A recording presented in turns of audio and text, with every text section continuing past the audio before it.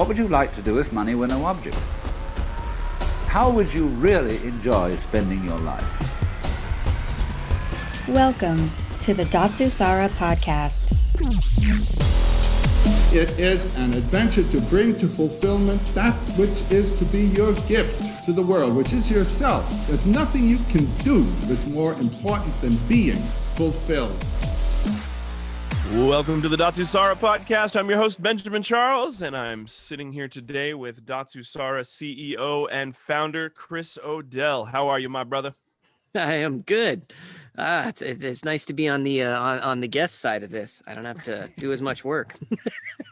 Not sitting in the driver's seat for once. I know that we've done a number of these podcasts together in the past, and I've co-hosted it and sat alongside. And I got to tell you, I'm nervous as shit doing it for my first time as like the actual host of the podcast. This is strange. It is. It's a little different. Most people don't think about it until you're in that spot and you go, oh, it's a little weird because you're trying to have a conversation, listen to what the person's saying, interact, but at the same time, remember that, oh, okay, keep an eye on the technical stuff, make sure everything's operating. And then even if that's working out and you can ignore that, you're still trying to keep in mind, oh, do I need to get the conversation flowing? Do I need to do this? Do I need to? So yeah, that was always, for me, I would, have to go back and forth between really genuinely listening to the person and paying attention to go, oh crap, oh great, I was supposed to ask you about that, or I was supposed to do this, or, something's dragging or not working, or a light's flashing, who knows? So, is this recording? Are we actually getting audio? Are we actually, in this case, getting video? Because this is my first video podcast that I have done. Yes, that adds a whole nother element. Yeah, you got to hope the computers hold out and everything goes well. But yeah, it's getting easier. So yeah, thankfully, they have products like, Zoom. I know we had a conversation the other day and we talked about shouldn't Skype have been the one that held out, right? Like they were the OGs in this shit. They dropped the ball really hard. I don't know what happened. I don't know where Zoom came from. Never heard of them before the lockdown. And then all of a sudden it was just out of the blue. Yep. It's all about the Zoom. Like, really? Okay. I don't know. That's the way it went. I gotta admit, it was nice doing the co-host thing on the podcast when I could just sit in the background and get stoned and chime in with a witty comment here and there versus trying to drive the bus. But it reminds me, I should have had a drink or something. I don't know. I only got like an Arnold Palmer. That's no fun. I could have gotten hammered while you're doing this. Oh, dude, I'm cappuccinoing it. There you go. It is. I don't even know what time it is. It is 4:00 in the afternoon, so it's 5:00 somewhere, right? That's right. That's right. Yep. Yeah. No, I like the audio effect of the Arnold Palmer. Oh, yeah. And the clinking of the ice. It's like and you like a sweaty glass and like we're now selling Datsusara Arnold Palmers. So you can't fucking say it either. Neither one of us have been drinking yet. I know. Yeah, right. That's the problem. Oh man. Well, let's get into the meat of it. So I guess we're kind of revamping the Datsusara podcast and getting things moving again. I know that I was pretty enthusiastic about getting going on it again. I was just nervous about getting it set up and ready to rock. What happened? How come you didn't want to do the podcast anymore? You just kind of fell off on it. Wasn't so much that I didn't want to do it, but I think it was the fact that we moved out of Portland back down to kind of near where I grew up, in San Ynez, California. And I think with that going on and just a lot of things happening in life, and then when the lockdown came around too, and I don't know, I've had a hard time motivating for stuff, and I haven't been as close to the action, and close to like even just working with you there in Portland kept me kind of like, okay, thinking about it more and going, all right, we should do this and that and check this out. And I did do one or two from down here, but I think there came a point where I realized too that the subjects and the things that I was getting into were probably too far away from the Datsusara realm. So I'm pretty much just going to start my own podcast, which is just, doesn't have to be related to the company whatsoever, which, we were kind of loose before, but I felt like I was getting into areas where a lot of our general audience would be like, do I really, do I really want to hear about that necessarily? I wanted to keep Datsusara podcast a little more focused, not necessarily on the fight world, but just, I don't know, a little more close to the company spirit and what was Sure. going on there. And it just, I felt like I was doing it a disservice the way I was doing things. Plus, I got a little bit unmotivated. So if nothing else, it's partially just that's the point where I just kind of did a bunch of them and I was happy with them. And then I sort of, I've run out of other things that I wanted to do in that field lately. So I'm a little out of touch, especially in the fight world. I mean, I still enjoy it, but I haven't really been training jiu-jitsu much, so I haven't been obsessing on all of that. So at least as that goes. I hear you got a new hobby. Yes. So I know, and I I'm gonna try to say this without any shame because there should be no shame in it. But yeah, I'm a golfer now, so and I'm completely Brother, there's no obsessed shame with in it. that. I started disc golfing recently, and Yeah. sometimes it feels weird to bring that up in a conversation. They're like, the fucking hemp guy, the stoner hemp guy, he's playing disc golf now. Yeah. Shocker. What do you know? That one's a little more, that would be a little more of a, not a surprise. Like if I told people that, they'd be like, oh yeah, sure. But yeah, the golf thing sometimes throws people off because it is a lot of old ideas about what golf is. And that old golf exists in places. There's still some element of, all the stereotypical stuff, but there's a beauty and an art to it and a wonderful thing. And sometimes I can take my dog on courses. The one thing I always wished I could have done more in jiu-jitsu, and actually now probably some people was just train outside because Sure. I just like being outside, especially when I'm doing something athletic. I'm like, man, Well, you and I one time out. did that. Actually, a couple times we did that jiu-jitsu at the beach thing with the 10th Planet LA crew, and that was amazing, man. Dope, I'd man. never done jiu-jitsu on the beach, and Super that was a fun. blast. Yeah, I like that a lot. There's something real pleasant about that, and I'm surprised more gyms haven't tried. Well, I guess now everybody's doing an underground speakeasy gym anyway. They couldn't get away with doing it outside, but Definitely. would be nice. I'm like, man, go to I want Shaolin Kung Fu style, like in the courtyard, and that's where we train. Like that would be freaking cool. Dude, But, speaking of Shaolins in the courtyard, have you seen the trailer for the new Mortal Kombat? No, I didn't even know it was happening. Dude, new movie coming out. They're doing it to HBO and theaters for whatever theaters are open, but also going to HBO. And holy shit, it looks like Really? everything we've Sweet. always wanted in a Mortal Kombat movie. That'd be great. That'd be a Unreal. lot of fun. I've been watching. I just finally. I'm a little late to the party, but I just started watching Cobra Kai finally. It's fantastic. Oh, it's great. It's It's so so fun. it's one of the better shows I've seen in a while. Yeah. Spoiler coming up, but they switch it up and they kind of make Daniel LaRusso the asshole, which I remember there was a video that somebody had made on YouTube long before Cobra Kai Right. came out, and it was citing how Daniel LaRusso was actually the dick in the movie, Yes. and Yeah. and it wasn't actually Johnny. Right. And Yeah. then they kind of went off that with the series. I thought it was They definitely did. awesome. It's very clever. It's very funny. It's not exactly, I don't know. Yeah, it doesn't have the usual weird agendas, right? It's just old school good stuff. I don't know. It cracks me up. I thought it was very creative and I mean, yeah, and it's good. Makes me want to go back and watch the old film too. But I think even if you hadn't seen the old film, probably still be funny.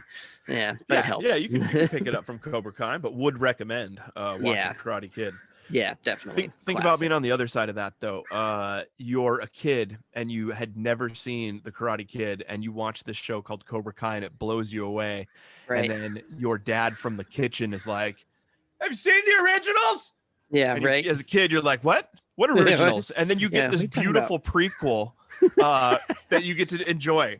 Yeah, that's true. I know. I've been actually looking for it. Kira, that's one movie I hadn't showed her yet because I was wondering if I should wait just until she's got more like school angst and stuff so she could relate a little bit more. But I think I'm just going to throw it at her because I want her to see Cobra Kai so bad. So all right, I'm going to. Bonus points if you get her to go as a shower for Halloween. Oh, that'd be great. Do you remember that? He comes in, Yes. and I go as the Invisible Man. Miyagi's like, Yeah. I got you. That'd you. be We're an gonna- easier costume than usual. She's been watching a lot of like old anime and stuff like that. So every year she wants some kind of obscure thing for her costume. And then Maria, my wife, puts herself out by actually like sewing up these custom costumes. It's like That's really amazing. a huge pain in the butt for something she's going to wear one night usually. But yeah, she did a good job. And Built-in wardrobe department at the house. Yeah, pretty much. So that's super fun. Fantastic. Yeah. All right, it's back to the podcast. We Sorry. have a Yeah. tendency to wander as we do. Yes. Yep.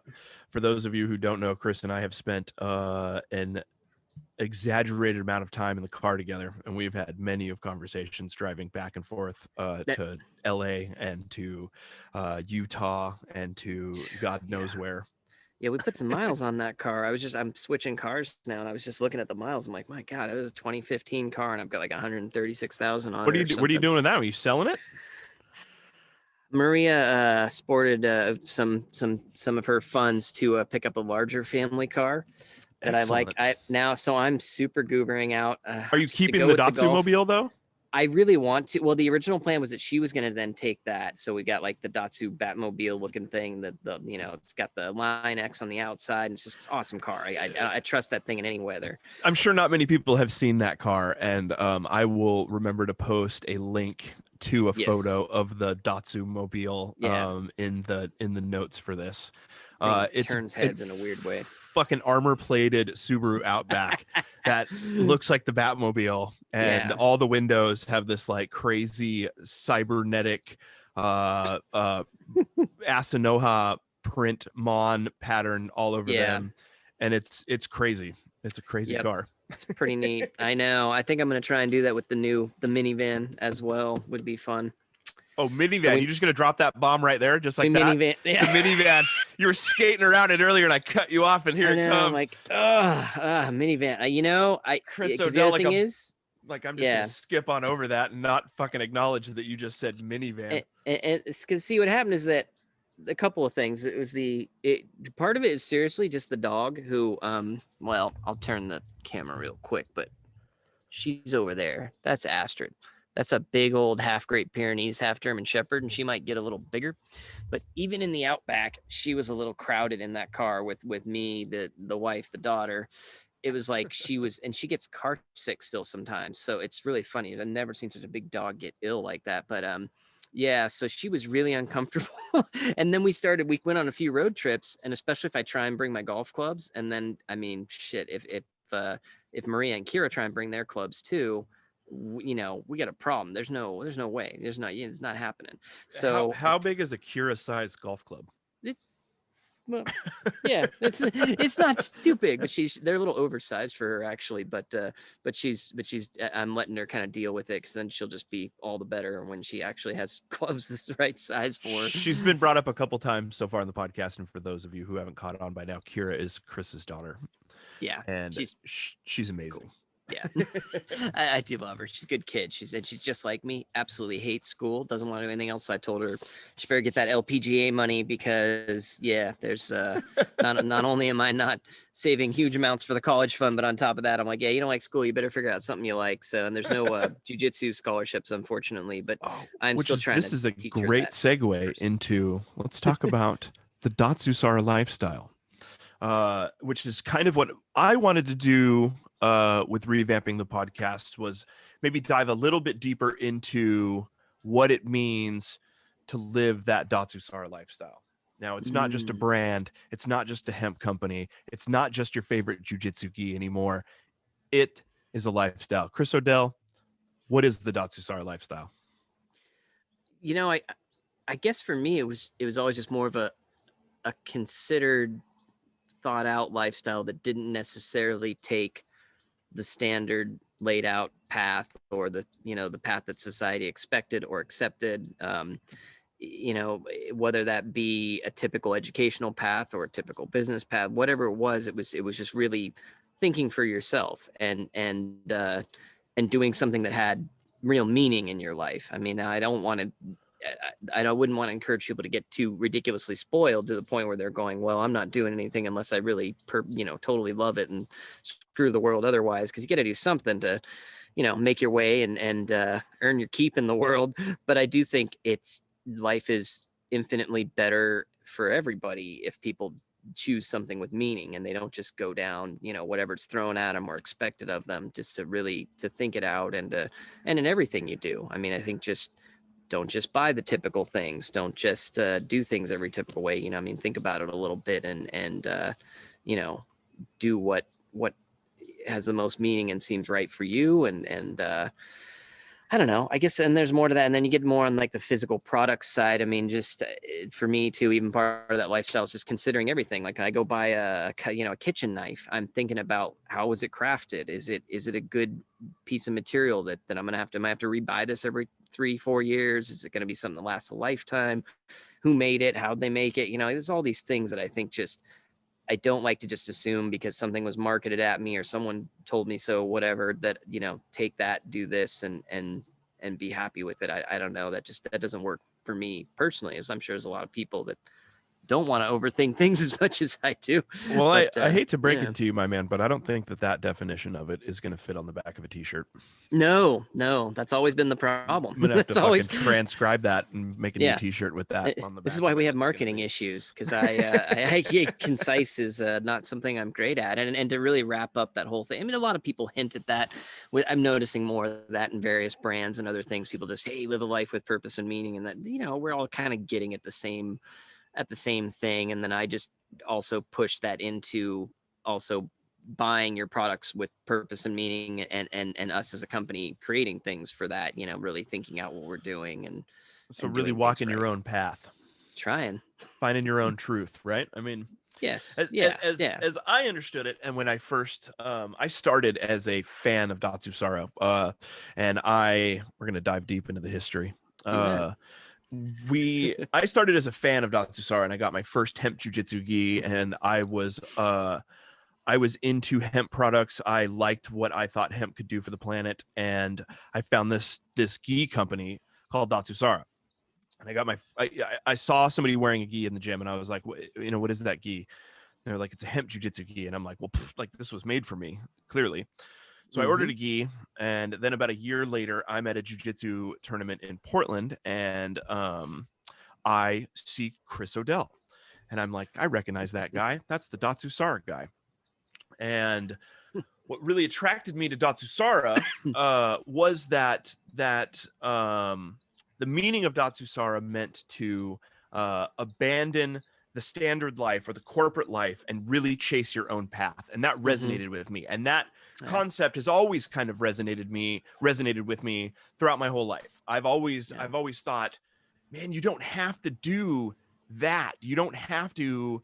I mean, because how many of us have been around somebody or multiple people who, they're miserable. They tell you that they're miserable. They talk about how every day for the past 30 years, I've been doing the same thing and I'm miserable, but yet they don't do anything to change that. Right. Yeah. Yeah. And so my thought was, why do we have to adhere to that philosophy of, you got to do this because this is what whoever says you have to do. Mm-hmm. And I like the renegade lifestyle of it. Right. Yeah. Yeah, absolutely. And that's really what I wanted to focus on with what the podcast was. Not, like you were saying, not giving up, not just abandoning all your responsibilities to go chase something, but mindfully really seeking out your own path and your own truth and not being afraid to jump off and just do that. Yes. Yeah, absolutely. Find a way to do that. Yep. Yeah. So back to the story and how I got my job here at Datsusara.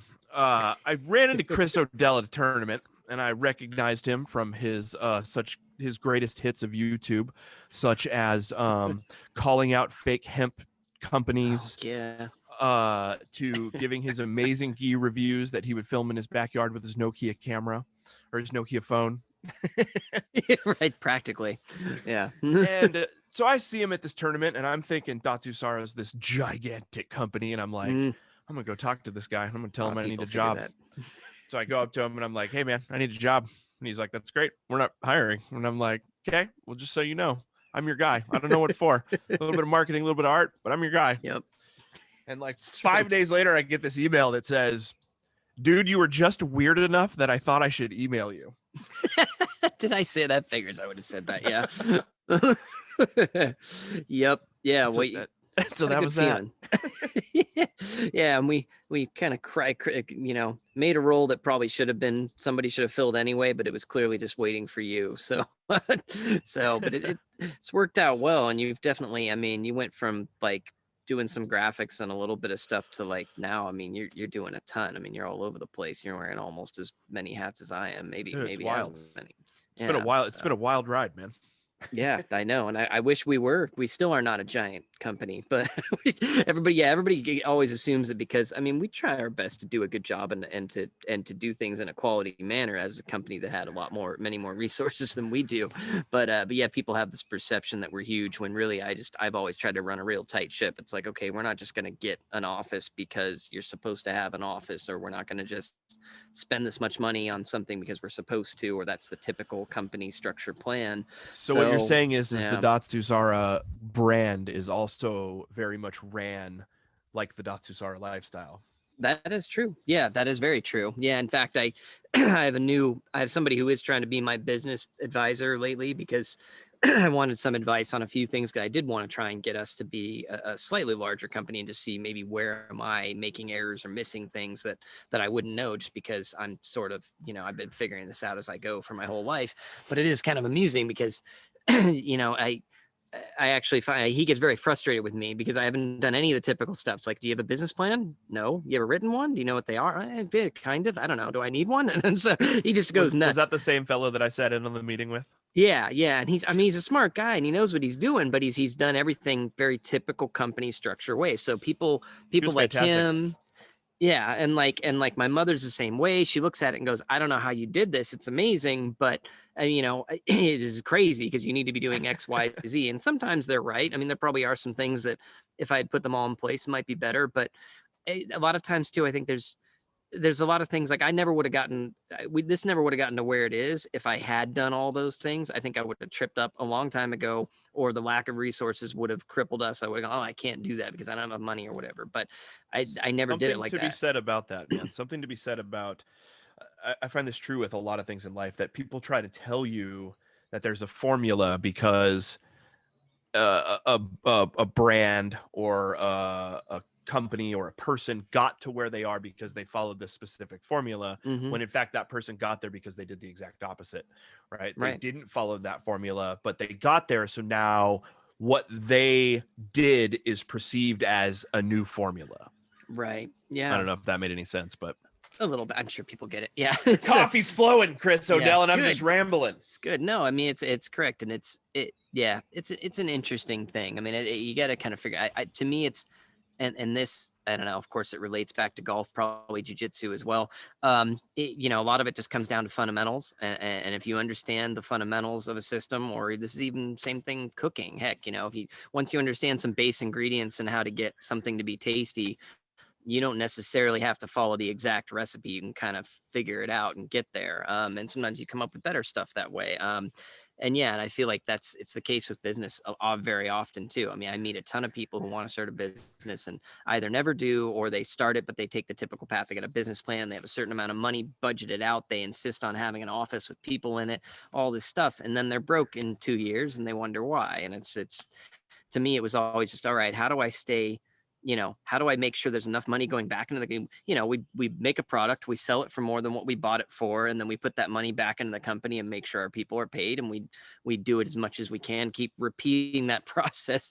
And hopefully we're good, which, it's gotten us a ways. And I'm sure there's other things we could do to make it better. And I'm always working on that. But I think, that's another way where sometimes it really helps to take that kind of more Datsusara like path, and that you just, stick to those fundamentals and figure out the way that works for you. And sometimes you'll find a better way, or at least one that functions and will get you through for your style.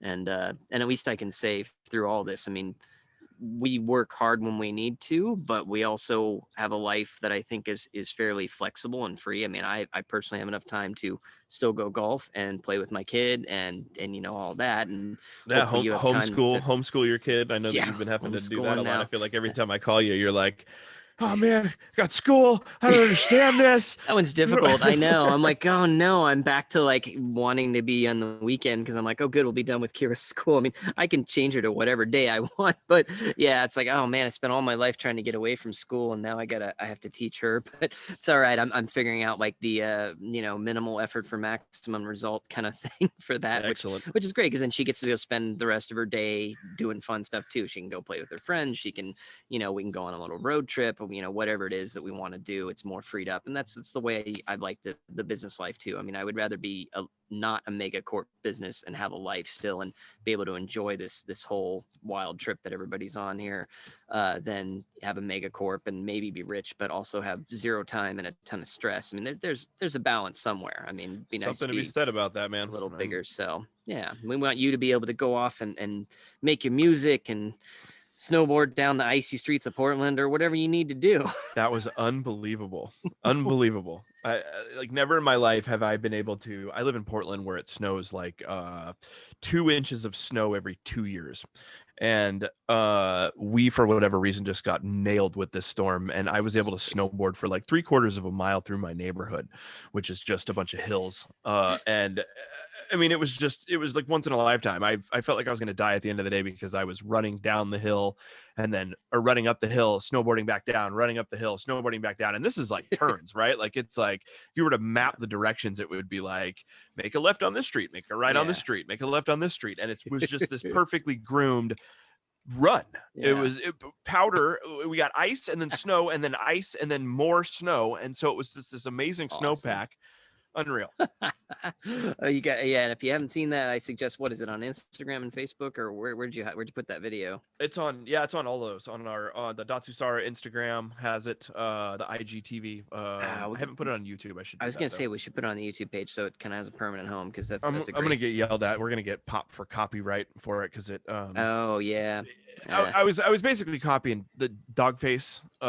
Did you see that video of him? He's he's riding a longboard, skateboard, drinking cranberry I'm too juice. old. I don't even know who Dogface is. Oh man, just Google it. It's pure joy.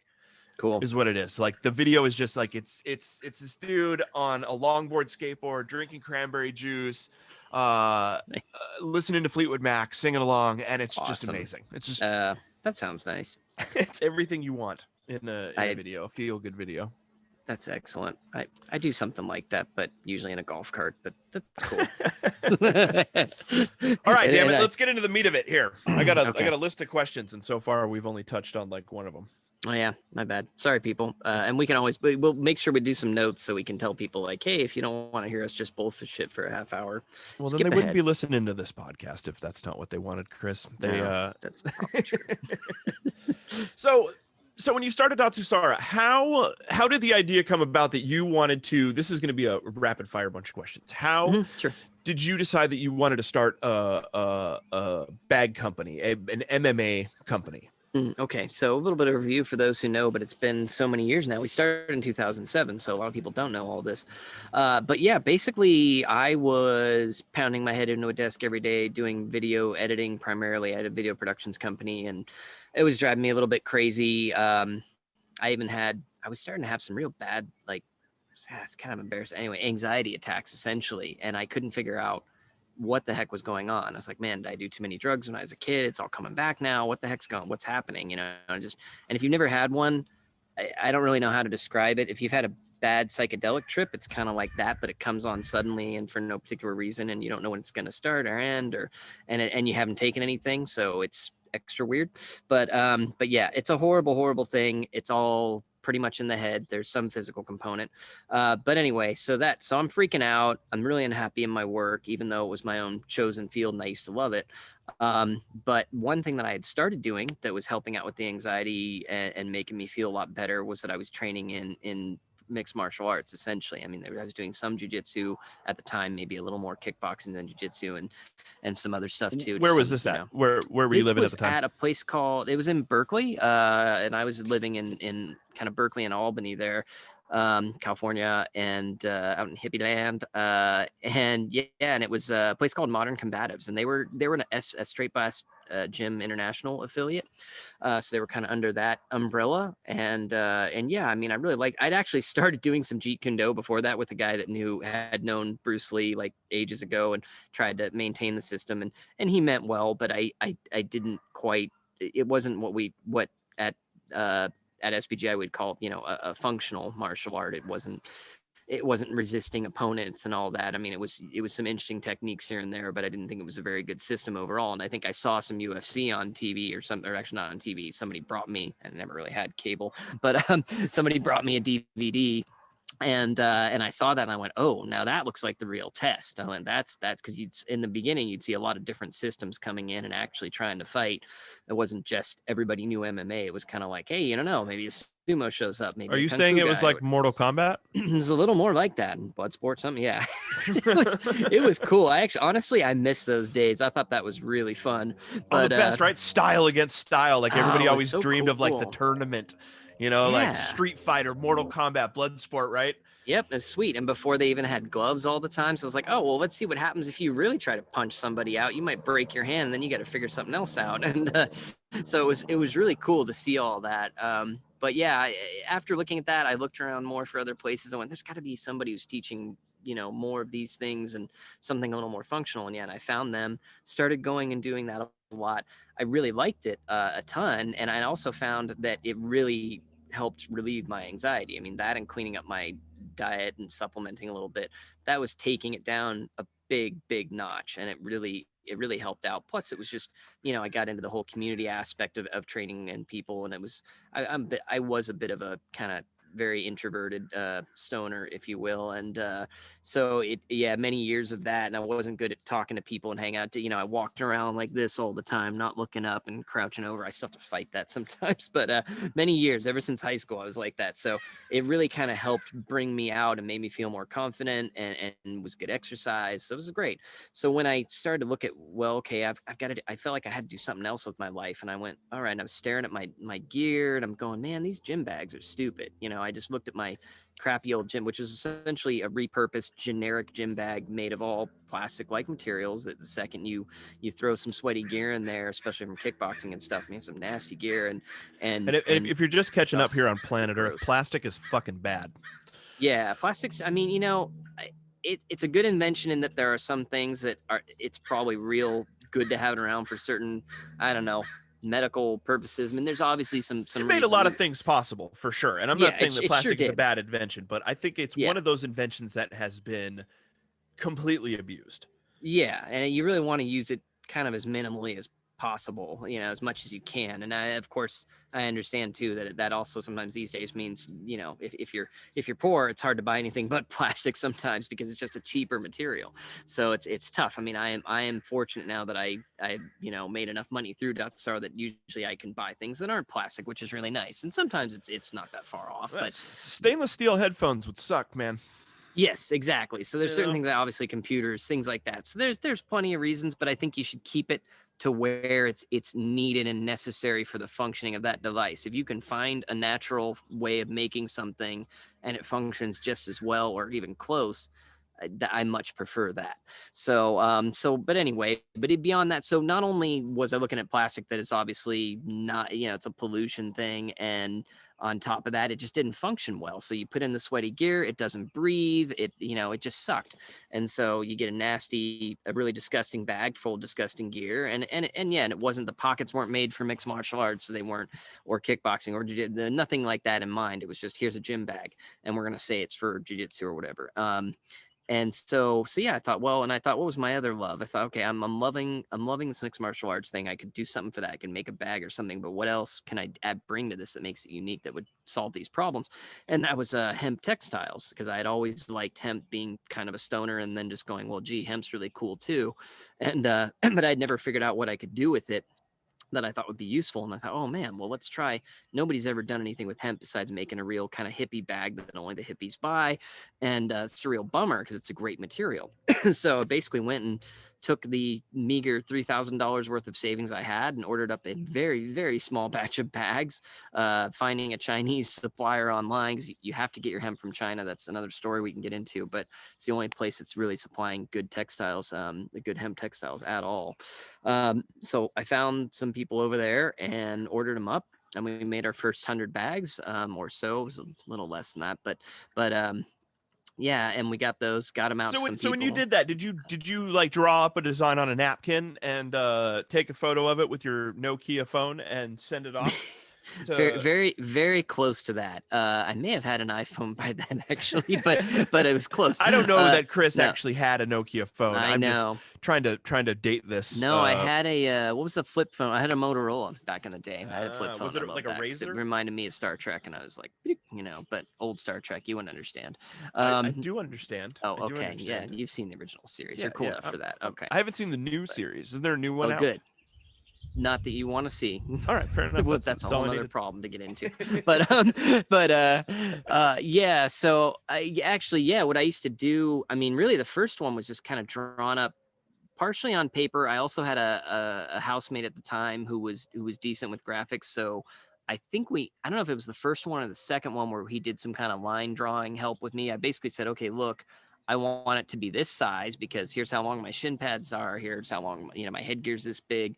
My MMA gloves are this big. My boxing gloves are this big.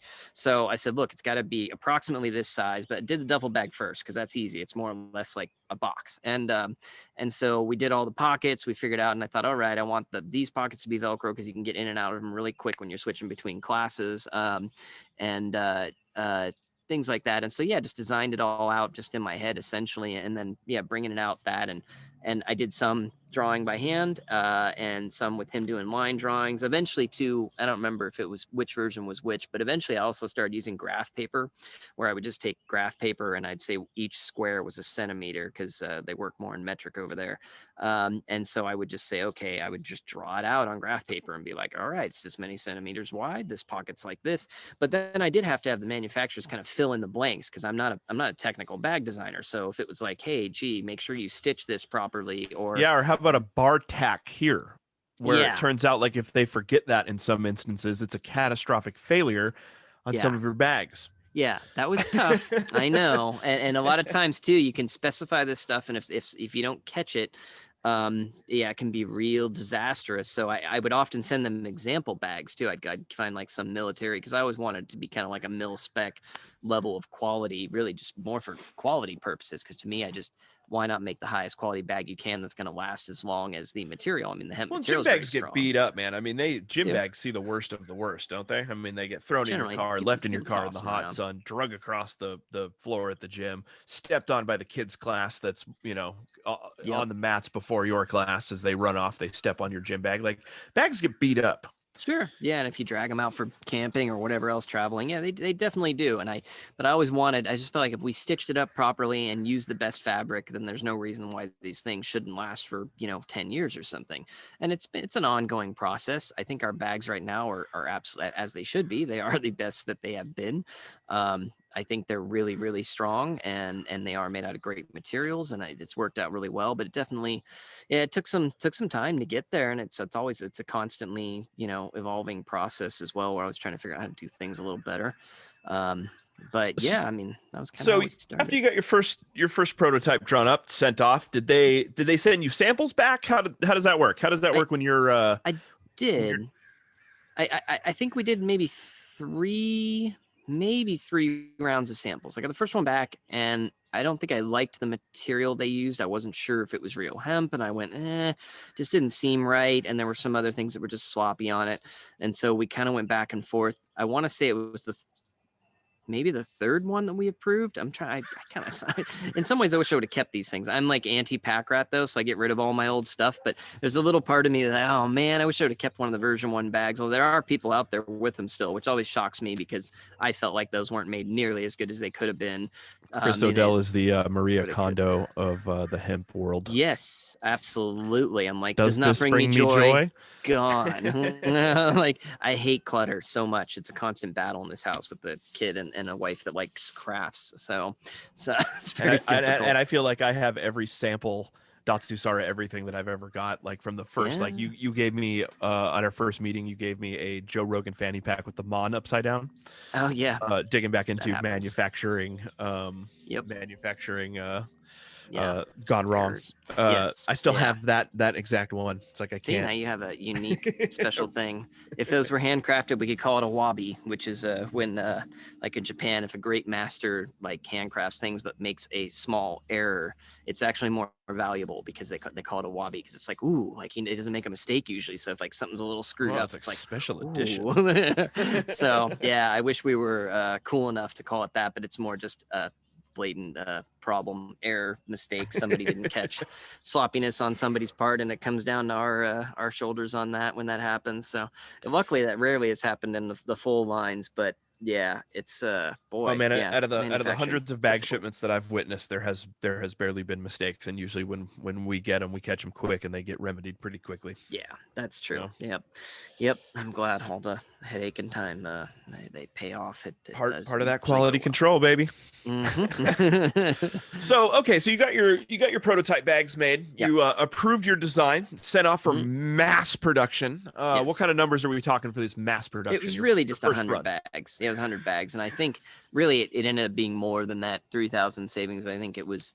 I think I ended up having to come up with then another, I don't know, 1,500, 1,800. Because then there was import costs and shipping that I didn't quite understand at the time, and having to actually deal with customs. I didn't really get the idea that I needed my own logistics company and all this stuff to get these things. So it was a little weird. And I used to just keep everything in the garage and all that for many years. But yeah, so there were some Were you other doing all the costs. shipping yourself too? I was. Yeah, I did that for the first 4 years. I wasn't doing it full time, and I was doing all the shipping myself. So it did become a problem because I couldn't really leave to go anywhere at all for a day or two or something without shutting down the company, essentially. So yeah, I got to a point that I found out about these wonderful things called fulfillment warehouses where you store your stuff along with usually other companies. They grab your orders from online, and then they make sure everything's looking good, and they ship it out for you. And that's what we do to this day. It's actually more cost effective than us having our own warehouse, which is unfortunate in some ways because I know we have talked about how cool that would be.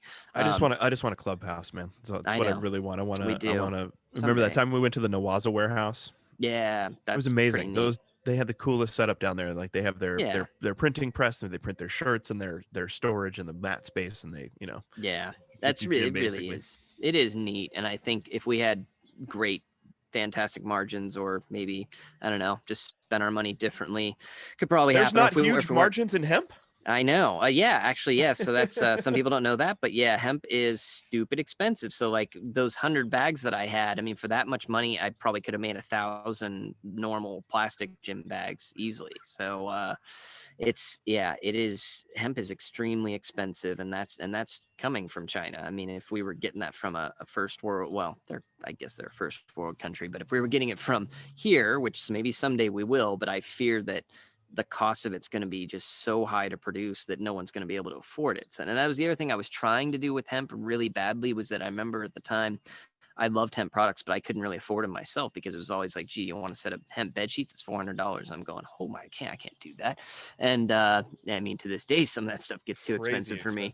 Yeah. So, now I understand why, but we've always tried to keep a handle on it. I mean, but it's tough. And then, and part of that means that we're not turning into a mega profitable super uber corp right away, because we'd have to really scale up hard, because we have to look at economy of scale is the only way that we're going to pull that off, because with the margins with hemp, it's just, we got to run a real tight ship, and it's not, we're not making plastic, gizmos to make 10x profit on or something. That's I wish, but at least as far as the profit, I wish. The rest I don't care. I'm glad we're doing something decent, but yeah, it is a bit of a struggle. So after you got your bags in, how did you get the word out? What was the method you used to let the masses know, the 100 people to go with your 100 gym bags that you got? Yeah, I mean, it was all word of mouth in the beginning. I mean, I basically first started with myself, and then a few people at my gym. I did save a copy of the first check that I got from this guy named Tom, who was training at Modern Combatives, who was the first person who really bought one. I mean, I think I gave one probably to the gym instructors, and then I sent out a bunch of ones to like all the MMA fighters that I liked at the time, and then some personalities like Joe Rogan and Eddie Bravo, which I don't know why it took me a while to get theirs out.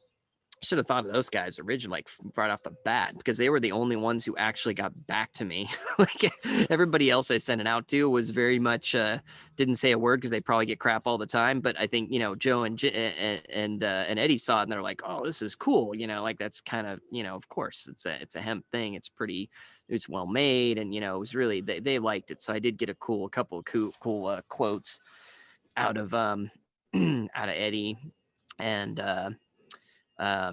whoa, camera's going funky. That's the right. Camera is We'll going fix that funky. later. People Hold can still on. hear us. So yeah, I got a couple of good quotes out of them. That was really nice. I don't know how many people really saw those because we didn't have a great website at the time. I mean, it wasn't even a Shopify website. We were just building it by hand and HTML and PayPal buttons, so it was a little ugly. But yeah, it was, you know, a lot of it was posting on SureDog of all places. That used to be a big forum for MMA and stuff, and gear. There was a gear review section. So I had a few people that even knew me that said, hey, look, I know the guy, but honestly, this is a cool bag. And at first people went, I think at the time we were only charging maybe it's like 100 even or something for the basically what was the pro gear bag, or what became the pro gear bag, which is now the 68L. I'm forgetting. We just I don't think renamed that's all of it. ours. I don't think that's Oh, it. I'm so bad. Anyway, our largest duffel bag, we did this new naming structure to help, and it's actually proving to be difficult. But so the largest duffel bag, that was, I think it's what we were charging for at the time. And then, I mean, everybody was just buying these repurposed gym bags, which were pretty cheap. So everybody's going, why would I pay that much money? But we got a few people who picked them up. And neighbors going by. And so we got a few people who picked them up. And they really liked them, and they said, actually, this thing works really well. And some of the fighters especially went, oh man, I can finally fit everything, and it's got a spot for it, and my gear doesn't get nasty if I leave, you know, some sweaty gear in there for a minute. It doesn't get disgusting. So people really liked it, and they slowly started buying them and telling other people. And really, for up until a couple years ago, I mean, we didn't really do any real advertising. I think the first advertising we did was just sponsoring a few podcasts, probably like 6 years ago or something. And then sponsoring some events, which was new too. Doing a booth was brand new up until 3 or 4 years ago. So it was all just word of mouth. And then eventually, I mean, yeah, free social media when that became a bigger thing, but I never paid for any advertising for many, many years. So it was just people finding out about it and, you know, telling their friends. It's pretty wild, man. Well, I think Yeah. it's because you built an authentic product that people could relate to. I think they could relate to the message. I think they could relate to the materials. I think they could relate to clearly the niche that you were in, right? The MMA thing, because like, you know, at the time, not many MMA companies around, you know, That's let true. alone MMA bag companies, which I Yeah. would reckon to say that aside from the dudes that tie their gis up in their belts and throw them over their shoulders, like aside from those dudes, the rest of the people that go to the gym use a gym bag. Yeah, right. That's true. And even to this day, I mean, there's a few of them who've just kind of, and most of them have even just taken a generic gym bag and slapped their logo on it and said, hey, we made a bag for Jiu Jitsu or MMA or whatever. Very few people have gone and like actually developed and designed their own bag for all this. So I think it helped. I mean, it was an authentic thing. It was something that I really cared about. I still do. And I really meant it. It does drive me crazy. Sometimes I see on Reddit, people like, oh, why would you want to buy? They're just calling it a jiu-jitsu bag and marking it up because it's a jiu-jitsu bag. And I'm going, you know, you guys have no idea. Like I actually went out of my way to do this, and I didn't just do it to say, oh, I can charge more money because it's a jiu-jitsu bag. In fact, I really thought we wouldn't be able to charge as much. If I want to charge more money, I would come up with some kind of luxury luggage brand and, you know, really market it hard at the super eco-conscious people or something and try to charge $300 for a bag. That would probably be, now that I'm thinking about it, why haven't I done that? But Because you have ethics, that's why. Yes, I do have some of those left. So yeah, it's one of those things. So we're not, you know, I'm trying to make enough of a profit that we can pay ourselves, and I'm probably I should try to make more so I can pay wonderful people like you that do so much good work. I appreciate that. I wasn't going to ask Yeah. for a raise on air, but since we're here, We know you deserve it.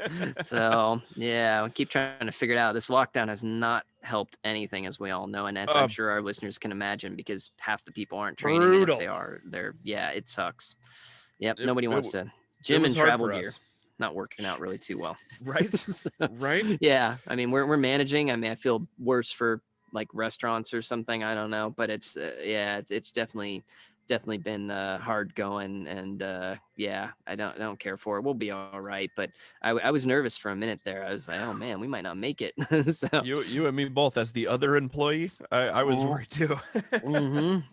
Yeah, no, and there are days where I'm like, man, if I could just, I don't know. Yeah, it gets frustrating. It's hard to deal with it. There's enough problems in business between that and now the China tariffs are back too, so we pay a ton of money to bring things in, and I have no choice though because like I said, you can't get hemp textiles anywhere else. So I would love to, honestly. I get it. I don't want to buy stuff from China necessarily either, mostly because they're government. I mean, we work with some great people who are really, don't like it either, but what's going on over there. But yeah, so it's tough. We're in a bit of a bind, but It's wild, always man. looking So for these things. so at what point did you realize that like you can do this full time? Like at what point were you like, this bag thing is going really well, they're selling good enough that I feel that I can stop doing Yeah. my video editing gig? Yeah, so that was about 2011 when I did that, and that's also when I went over to the fulfillment company, or really close to there. I think maybe it was a little after that. I went to the fulfillment company. Where'd you get the But idea for that? I don't even remember. It could have been Tim Ferriss. I should actually say too, Tim Ferriss is the other person who did get Shout the out word Tim out. Ferriss. Yeah, absolutely. I mean, really just a fantastic guy. And when I first started it, I mean, some people will, if they've read his book, especially the 4 Hour Work Week, they'll notice the word Datsusara is in there. He talks about that concept a lot. So that was part of, I was a big fan of his work. It was very inspirational. So when I saw that word and I was like, oh, that's cool. And so that's kind of where that came from. So when we came out with the bags and stuff, I think he's always been, happy to see someone who was influenced by his work and actually made a company and everything. And so he's been a great guy too. But he also had a lot of business advice. He's part of why I ended up finally going over to Shopify, because he kept saying, oh, this is a really great system. And it's just, you can make a professional looking website real easy Shout out for Shopify. e-commerce. Yeah. And they do a pretty good job. Some of their choices of things lately annoy me, but I won't get into that. But it's a great system for e-commerce. So for now, we are still there. And they definitely, it really made the site so much better. But yeah, I what I was doing for years is I didn't want to try to live off the company and then, end up breaking it, because I was always trying to take enough money, make sure we could reorder at least as much, hopefully double our order each time, or get a new product and add that into the line, and then keep, turning it over and not, I didn't want to dip into it and start taking out of that. So did you make multiple bags at first, or did you just have the one?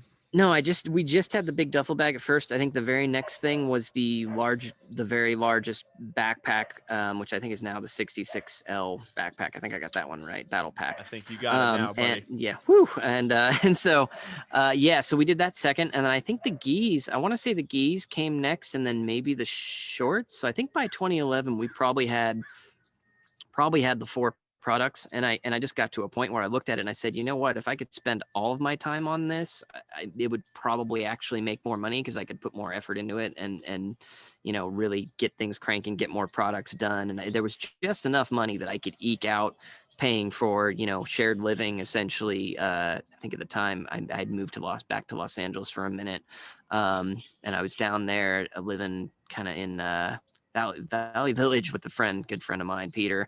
And so we had, living wasn't terribly expensive, so I could kind of just barely pull it off. But I noticed that once I did go full time, the company did start doing a lot better, and something was going on and things were just happening, and I was able to put a lot of energy into it, come out with more products, make everything look better. We just kept improving things a lot, and it started to catch on. So then I was able to keep it going. And yeah, and then what was that time frame like when you decided, hey, I'm gonna get this bag made, these prototypes made, to walking in and doing the ceremonious I quit, and yelling at your boss and telling him that you're over it and you're going to do your own thing? What was that time frame like? So since I was my own boss, it was awkward, but so that was about 4 years. So it was what I did was, since I was doing video productions and I had basically had a whole bunch of clients, and I took the ones that I liked the least and I eliminated them first. And I just said, hey, I'm cutting down on business. I can only do a couple of things, and I'm planning on getting out of this. So I'm sorry. And I made sure that they were taken care of, wrapped up their final projects, and sent them on their way. And I kept around the people the longest, the ones that, paid well, on time, and were easy to work with, and that I kept them around the longest. And then slowly just kind of cut it down and spent more energy on Datsusara as I could. But yeah, that took about 4 years to the point where I finally said I'm done. And I think when I moved to LA, I think I sold. That was actually one of the first things I did was I sold all my video productions equipment, so I didn't have a choice. I kind of went, nope, I'm done. I'm going to get rid. Plus, also at the time, I needed the couple $1,000s that got me. So Wait, at one time, you didn't just have to have a laptop? Yeah, that's true. No, I had you had to have a full-on desktop. Actually, and if I was going to do real video editing even today, I would definitely get a full-on desktop system. Plus, yeah, a reasonably expensive camera. There's a lot of gear for sure, lighting and everything else. And there are days I miss it just a little bit. And I do have a little bit of gear around, but really I'm just using the iPhone to film things most of the time. So It's so good. It's so good. Yeah. So, but I was happy to be done with it. I mean, I miss it. If I could still use the old Final Cut Pro, I would love to still edit a few things here and there actually for fun. But yeah, I was so burnt out on it at the time. I couldn't do it anymore. And back to the anxiety thing. Funny enough, when I started Datsusara and that started to get somewhere, I like that also coincidentally, most of my anxiety attacks slowly started completely going away. So I don't know. So I don't know if it was just coincidental and it was a physical thing, but I feel like it definitely, my body and mind, everything was working together to say, you need to do something else. This is not working, So it's, I'm just glad it was something that's helping people out, I think too. And putting a decent thing out there, hopefully polluting things a little bit less as well while we're at it. And that's something people might not realize too, talking about the benefits of hemp. It's pretty good for the planet overall, turns out. It's better. I mean, yeah, and there's always a certain amount of plastic and then things that do pollute that we've got to work with. I mean, whether it be in shipping or the zippers, there's certain things that are always going to be, but it's definitely getting closer to something decent. And at least when we're making something out of a natural material, you're essentially ordering up, more hemp fields to be planted. And that is helpful. And hemp doesn't need pesticides really to be grown. It needs very little water. And if we use organic cotton in something, sure, it needs water. As long as you're in a place that has water, that's okay, but it doesn't need the pesticides again. So there, at least you're not polluting. This is my main thing is I don't think so much about necessarily carbon emissions and that sort of problem. I think about pollution because it's just, to me, it's just not making a mess, whether it be on your own little small scale or larger, just not trashing things. And I think if you address that, then if global warming is a real thing and we're contributing that, you'll address that by addressing pollution automatically. So that's always kind of been my focus is, just pollute less. Yeah. Just, everybody wants clean air and clean, land. We all want that. I don't think there's anybody that thinks that sucks. So that, to me, just do that. Keep things as clean as possible. Use as little toxic crap as possible, and done. Easy enough. You're not going to worry about the rest or argue about what's really going on with global warming or not. So, yeah. Good point. Good point. Yep. So there are some limitations with hemp, though, right? Sure. Which somebody wrote on Instagram, and they were asking some gear questions, and they were wondering about hemp rash guards. Is it possible? Is it a thing? We've tried to do this a number of times, and there were people that said they came out with hemp rash guards. One of them, the old fake hemp company that didn't know they were fake or didn't do enough diligence to care. Or didn't care enough to do the diligence anyway. So people said they don't exist. I mean, the best we could do, and because we have tried, the best I think you can really do is do like maybe a hemp organic cotton mixed with some spandex here and there. We have some materials that we've tried like that. It's just none of them have been great. We tried them out. We tried using them for yoga pants and stuff too. And they were just for, trying to see, or training, like they were going to be yoga / women's training pants kind of thing. And you're talking performance wise, they were lacking. Yeah. They just, I don't know. They didn't form fit in the way you'd want them to. And then they just felt kind of weird, and they didn't, I don't know. They just, nothing really worked. And you can't, without doing crazy weird things to hemp that would make it not beneficial. Like you can do some things like what they do to bamboo. now I'm forgetting the name of the process. Oh, the viscous process, which turns it into more of a stretchy, almost plasticky. That's the word that I was going to say. So I've actually retained some information. There you go. I know. I While almost sitting in the lost back that. of these meetings. It's been so long since I thought about it, but yeah, there's a process, and that's actually any bamboo that you see that's soft and stretchy and all that. That's all gone through that. I mean, almost nobody's using raw bamboo, which is actually raw bamboo is a good environmentally friendly sort of product. The viscous process, however, is pretty nasty. There's a big chemical bath you got to put it through, and then you lose all the other beneficial properties of hemp or even bamboo, where it would be antimicrobial or really strong. It starts to all go away. So with that, we kept trying and trying. The best option I've seen is really just make a good hemp t-shirt that's strong enough to deal with training. And I know a lot of people that that's what they wear our shirts for, and it works just fine. Totally. Not to say that we won't ever find a really great blend that'll work just right. We did. I mean, we tried doing some other things with recycled poly and stuff, and I just didn't like it. I don't know. It's just I don't like wearing polyester, period. I don't care what people say about it wicking and performing. It's just nasty. I don't know. I just feel like I'm wearing a trash bag. It's just not my thing. So it drives me absolutely crazy. So yeah, I've just kind of gone away from trying to do that. It's just really, it's a tough product to make. And as I said, yeah, we could add some spandex to a t-shirt blend and make it a little bit closer to a rash guard, but nothing quite did that. So we kind of let that project go to the back burner for now. Yeah. So when it comes to the production of products in hemp, people always want to say, like, look what we can do with hemp plastic. Look at what we can do with, using hemp as an alternative to plastic products. How come we're not there yet? How come we don't have soda bottles made out of hemp? I am still wondering that myself, that, there's always been a lot of things in hemp where everybody goes, oh, you can do this, you can make that. And I think some of it, my only real guess is that it just isn't cost effective. It's either not being done on a mass scale, or the people who could do it on a mass scale have looked at it and said, that's not worth it right now, because we could still do it with old petroleum and for a fraction of the costs. Because you see a little bit of it here and there, but mostly in really high end experimental stuff, like the Lotus Elise car that they had made. They had used some hemp plastics in that, which the Model A, right? Or the Model T. One of those had hemp. I can't remember. It was the Elise, but I don't remember what. Well, no. Like back in the day, the the Henry Ford. Yeah. I think it might have been the Model T. I can't. But yeah, he had some back in the day. Had done some of the car, the siding and stuff, and was made with hemp. So I was always surprised, like, wow, if he managed it back then, what the heck happened? But there must have been a reason. I mean, he was obviously a smart industry guy. So if he couldn't keep making that work, there had to be a reason. I think there was another car that was supposed to be coming out of Canada that had a lot of hemp plastics and other things in it, and I called it Kestrel or something, I can't remember. But you never see it really come around to mass use. And I've talked to some guys who were going to do hemp plastic water bottles and stuff, and I'm like, all right, keep me posted. And then it's always real theoretical, and then they disappear.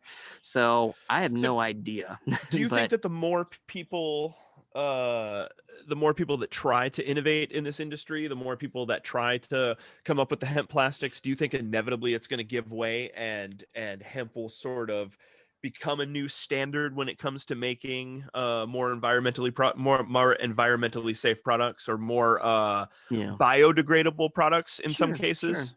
I really hope so, but I think it's going to go one of two ways. Either that is the case, and we're just going to hit some threshold where somebody figures it out, or figures out how to make it cost effective, or it's going to turn out that it's just so expensive and prohibitive to make it that it's never going to happen. That it's one of those things where until we are so resource wealthy or whatever, that it just doesn't matter, that nobody's really going to be able to get away with doing it, because they're going to go, well, I can't make a plastic comb for 5 cents anymore. If I do it out of hemp, it's going to cost $1 or something, and no one's ever going to want to do it, which I think is the case with a lot of hemp products. And so is it the big life-saving thing? I don't know. But then again, you also have things like all over America and all these other countries are now legalizing cannabis, and there's a lot of waste going on with that. And especially if it's just for CBD, that you can still use for technically legal hemp, although really they should get over the requirements anyway, since it's nobody's a plant.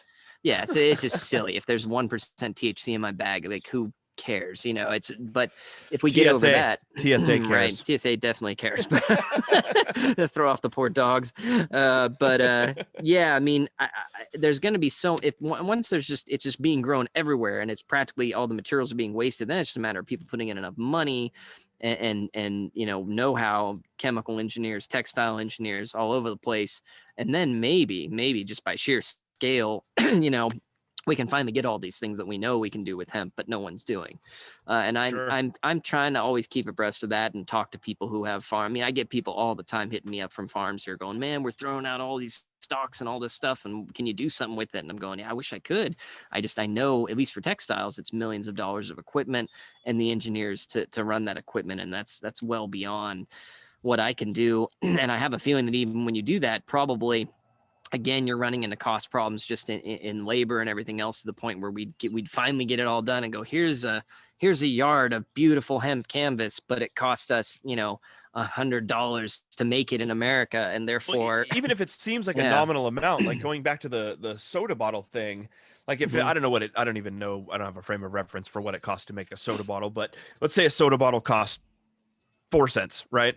And the hemp soda bottle costs 15 cents. That's a lot of money for a big company who's producing in volume, right? Yeah, absolutely. And who knows? I don't know how they can afford to make it out of corn any easier than hemp. I mean, you see corn plastics all the time. So I keep thinking it's just a matter of time. And well, I think, like you were saying, having the infrastructure, having that, having the know-how to be able to do it on a grand scale, right? Like, again, you have to have the engineers, you have to have the infrastructure, you have to have the machines, you have to have, whatever it takes to produce these products. Yeah. Just something that sadly we lost. I mean, by ditching hemp and all the propaganda and everything else for so many years, we would be there already by now. At least we would know how to, but that's kind of all been lost. So we're we're carving the path now, I think, Chris Odell. I hope so. I think that having a lot of people like yourself who are interested in how it can evolve and how we can innovate and how we can use something like hemp, I think it's only going to push it farther. I think it's only going to lead to more innovation. People are going to come up with new ideas. Like, obviously, there's some people that have known about CBD for a long time, but CBD over the last few years has just exploded. Oh yeah. I mean, it's everywhere. Like, everybody wants to have CBD. There's CBD everything. Like, you can go to any grocery store anywhere and there's CBD. Maybe it's because I live in Portland and we're a very cannabis friendly city. But there's CBD everything. I see it at golf courses. Yeah, man. Like whole displays, like, because they're like, shit, if it helps me with my golf and fixes my muscles when I'm done, like, I don't give a crap. So it's great. It's great. Yeah. So it is great. And actually, that really, one of these days we got to get into doing some CBD products. I've always waited on doing that with anybody just because we ship internationally and I don't have a way to tell remind me when we're done with this. I have some guys we might want to sit down and have a little meeting. Good, because that seems like a natural thing for us to do. I was kind of also waiting for the science to really come in. I wanted to make sure we weren't just selling, semi-placebo, because it seems like for some applications it works really well. Others it might be kind of borderline placebo, and I don't want to do that to anybody. So, although if you don't know about it and it works, that's great. But yeah, it's I wanted to be careful. That's why we haven't entered into that realm yet. But some other realms we're looking at and things. So what advice would you have for somebody who is thinking about making the leap, meaning jumping off onto their own path? If you could give your younger self the advice to say, well, I mean, I guess you don't need to give your younger self the advice because you did it, but if you were to give somebody else advice in embarking on their own path and their own truth, what would you tell them to do? I mean, I would mostly say, I mean, if you're already having the inclination, I mean, I think that's the big part of it for me, was that I knew I had to do something. And then luckily I had these two loves that happened to go well together between MMA and hemp textiles. And it just came to me and I went, oh, great, done, which is great. I think the thing I see a lot of people struggle with, even like my wife would say, is that she knows she doesn't want to do what she's kind of been, trained to do and been doing all her life. And she knows she wants to do something else a little more meaningful, but she doesn't really know what it is that she wants. She hasn't come up with quite that thing that'll work and hopefully make her enough money to, be able to live too. So that's a real tough spot. So I think one of the first things, just having the inclination and figuring out what it is that you love. And I think that's the best way to do it, is to figure out what do you really, really love, or look around and think, what do people really, really need? That's another good way to do it, that you wouldn't mind getting into. That can be because you can do it out of love for those people. Once you've got that, then I think really it's just doing it. I mean, I think you just have to say, well, how much can I lose here? And do it, bare bones, do it as unorthodox as you have to just be able to get it done with the resources that you have. I mean, I'm really glad that I didn't go and try and take a big business loan and, and, do all these normal official things and do everything by the books, by some business school standard. I mean, I'm glad I wasn't educated in that, because if I was, there's no way I would have gotten it done. I had to just kind of say, all right, I've got this much money. How can I find this and do that and just get it to people and make the money and then put it back? I mean, it was very, very simple and basic. And I think it's best to keep it really simple and basic, find a way to do it, and then just do it. A lot of people tell me, oh, I've got this great level, I want to do this thing. And I advise folks, and I'd say, 1 out of 20 of them ever even really tries to get it going. So, don't worry so much about people stealing your ideas. Don't worry about all the possible downfalls. I think just as long as you can spare the time and whatever investment you can put into it, then I say it's just doing it. It's actually going out and doing it. And don't just sit around and plan it all the time. Everybody spends too much time planning. Pulling you really that trigger. just go do it. Yeah. Pull you that just trigger move forward. Yeah. And and if it fails, it fails. I mean, I was also, I don't know, fortunate, or at least I was very used to living paycheck to paycheck. And, for me, it was from client paycheck to paycheck.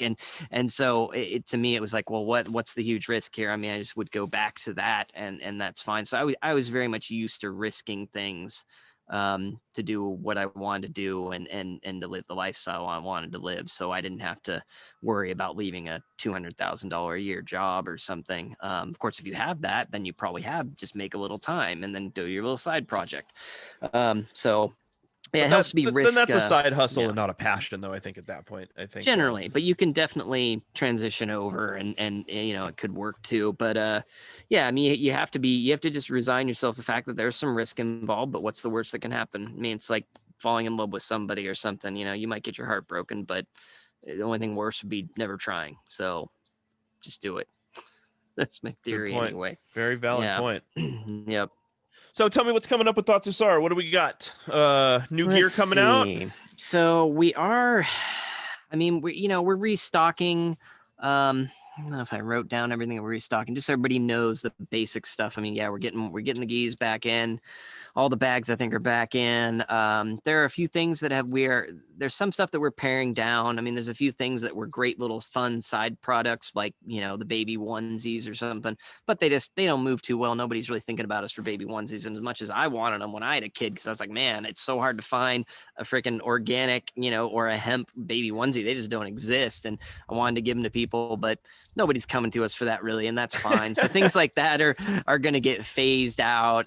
Some of the women's gear, sorry, ladies, we'll try to get back to it eventually, but we want to make sure that we do that better and really do that when we can just pump a ton of money and probably marketing into it, because although we do have a chunk of women fans, a lot of them, I think, we're just happy to wear our regular geese as it was, and making separate geese and separate everything for women is just unfortunately hard for us to sustain. So I'm trying to go back to more of an In-N-Out burger kind of approach of like, hey, let's stick to what we're really good at, what we know we're good at, and not be so super diversified. We can get back to that eventually, but I think, yeah, there's a lot of little side things that we were putting too much energy into that just, they're cool, but I want to make sure we keep our focus on the things like bags. So we are going to come out. We're working on a sling bag. Everybody's been asking us for a sling bag. I was just going to say that we have a lot of requests for a sling bag. Yep. That one got on the back burner for a while, and I shouldn't have let it, because I think that's a cool thing that we could use. So yeah, a bunch of people hit us up on Instagram asking for that one. Yep, good. Well, that's good then, because yeah, that is coming around. Our designer, technical designer's working on it as we speak, and we're all doing. We also had somebody asking about adding our biggest backpack, which is the Battle Pack 66. 66L, Yeah. formerly the Battle Pack Pro. Battle Pack Pro. Mhm. It's got a big sling style pocket on the front of it, and we have somebody asking Yeah. if we're thinking about incorporating that into any of the smaller bags. Yeah, I thought about that, and people have asked about that before, and it's definitely a possibility. I mean, it definitely adds cost and complication It to a comes in bag. handy though, man. I used it the does. other day when I was packing snowboard gear, and it fits my helmet just absolutely Oh, perfectly. yeah. And it's awesome. Yep. Yeah. I mean, I used to use it for like headgear and stuff if I was carrying around sweaty headgear, if I'm using the backpack Shoes instead of the too. I duffel use it bags. for shoes and flip flops a lot Yeah. too. I think on the bigger backpack, I think we could get away with that on the smaller size. I think it's the 45L or something. I think we could probably get away with it on that, and we might look into doing that. It's definitely a possibility. For me, part of it had been like, hey, that's one of the ways the Pro or the larger size, the 6XL, is kind of differentiated because you get that extra space. But it does add some thickness to the bag and some, like I said, some more materials and costs. So I always try to keep it to just the really, really big one. When I went, all right, you really need that much storage, you get the largest one. But I could see why people might want that even in some of the slightly smaller ones. So it's something we'll definitely consider. I'll look at it. Could be interesting. It does also make it though so that if you're going to open up certain compartments, you have to unlatch that sucker first. So that is a good point. That to me, it's like, well, get the smaller ones, because otherwise then we start, oh, maybe we should put a sternum strap on the smaller one and do the whole deal, and the hip belt, and it starts getting. You heard it here first, folks. A real solid maybe from the boss. Solid maybe. That's right. So, but I will think about that, especially maybe on just the next size down. There's that. I also heard a rumor we were doing some more special edition gis. Oh yes, yeah. So we can't. I know there's one that we can't talk about yet. Oh, there is one that we can talk about. Yeah, there's one that's involving somebody that all of you pretty much love, and that'll be coming around possibly maybe later, but we won't even, we'll just leave it there like that. But there is I think we're going to do maybe the Hemp Gear for Victory style special edition, perhaps. That was our for those of you listening who aren't familiar with that line of stuff, we did a basically all natural, as all natural as you could possibly get in a backpack or a bag line of bags. We called it the Hemp Gear for Victory line. They're vintage military style bags, and they come in that OD green color. Yep. So we've been talking about doing a gi. Yeah. They were very simple and had zero plastics, like not even the stitching, which is almost, you really have to use that, or we don't have to, but metal buckles, even the stitching, metal buckles, not plastic. Yeah, we went to all of that trouble and for that line, which now I don't know for the gis. We'll have to see if we can go back to cotton, strong cotton threads, or hemp well, something really like we did these the new Jiu Jitsu belts that we came out with are pretty unusual in the fact that they are not stuffed with UVA foam, which is probably one of the first Jiu Jitsu belts in the world that doesn't use UVA foam, which is plastic. Yeah. As their belt fill, we did like this cotton batting. Yeah. Mm-hmm. So yeah, which that used to be more the standard, then everybody went away from that, and so we haven't seen it in a long time, and I do like going back to that. I'm glad those came out so nice. We'll have to see. We should talk about that with the gis and talk about the collars. Maybe we can. You can do that. Yeah. And it's interesting. It changes the feel. It doesn't always look as perfectly poofed and perfect. You definitely get a little more variation. However, it can be done. You just titled this episode of the podcast "Perfectly Poofed Collar." Poofed collar. There you go. But yes, it's a little different. It also makes the gi. It will make it a lot heavier. I think the old Howard combat kimonos, the like tank gis, I'm pretty sure had all cotton. In the lapel there, and they were intense. I mean, that was my first gi. I had a blue competition gi. Howard gi was my very first gi. They were heavy and hot as hell, which it's the one part I didn't like, but boy, freaking brutal. Tanks. Yeah, brutal. They were pretty sweet. That guy, and he knew how to make a good gi. That was. I'm still trying to track down his old manufacturer. Yeah, I could never figure it out. I was always trying, but yeah, but we've got the new gis actually, and we've got a new manufacturer that we've been using that are special special editions. That is really, really doing a good job. So I'm really happy with that. So yeah, the Hemp Gear for Victory special edition gi, people probably should look out for that. I'm sure we'll put little teasers up and all that, but that should be a lot of fun. The fun gis, both versions, were extremely popular, and I thank you to everybody who supported that. It was kind of it was almost like a half joke that we did it, and we're like, actually, that'd be really cool. So And I think they turned out pretty fantastic, man. Yeah, so that was really sweet. I was happy with those. Yeah, so we got that. Another weird thing we're getting into, probably just because we've had an odd amount of requests for this, and you were talking about earlier, is a disc golf bag. Now, we haven't decided. We may try and figure out a way to just make an attachment onto the sling bag that would be for the discs. That is possible. I don't think that that's going to work so well, so I think it's going to have to be a separate bag. But I've got some ideas for that. My buddy Aaron is the one that recently got me into disc golf, and him and I have been talking, and I know that our bag designer Joe Henney as well. We've been chatting a little bit about some design and what we can do to innovate using hemp and the disc golf world. Yeah, could be a lot of fun. And I as much as I'm trying not to get too, I don't like to get too specific about what we're making the bags for as much as we used to. I mean, I always keep the fight gear in mind, but I was trying not to like, oh, we have a bag just for this and just for that. I think it is kind of useful in some spots, and we certainly had enough requests for that one. And it kind of, I could see how it kind of, some disc golfers want a hemp, Datsusara bag. That makes some sense.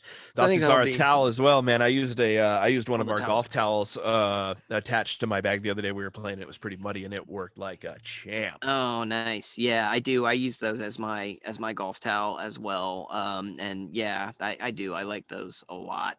And I still use our regular towels, like the bath towels and stuff. I mean, not everybody loves them because it's a different feel. It's a flat weave and all that, but I love it, and I've got them in every room in the house, and all my friends love them, and they're like, hey, how can I get these from awesome. my house? They're always trying to get deals out of me on that.